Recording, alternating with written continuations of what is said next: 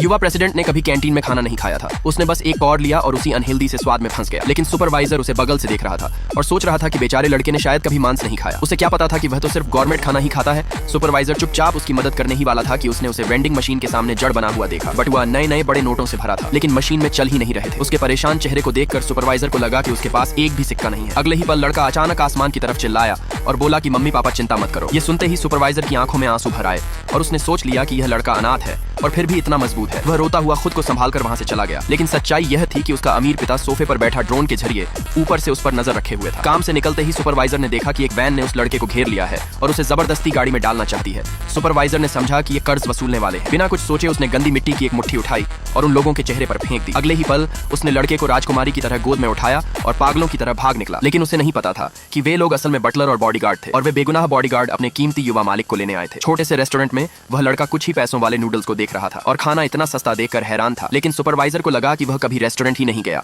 उसने दिल खोलकर बिल भर दिया। उस अरबपति के कंधे पर थपकी दी और गहरे लहजे में बोला कि मेहनत करेगा तो तू भी मेरी तरह रोज बाहर खा सकेगा। उस लड़के के कठिन दिन को याद करके सुपरवाइजर का दिल पसीज गया। उसने अभी अभी खरीदे सारे फ्री टिश्यू उसे दे दिए, फिर कपड़े झाड़े और एक गुमनाम हीरो की तरह वहां से चला गया।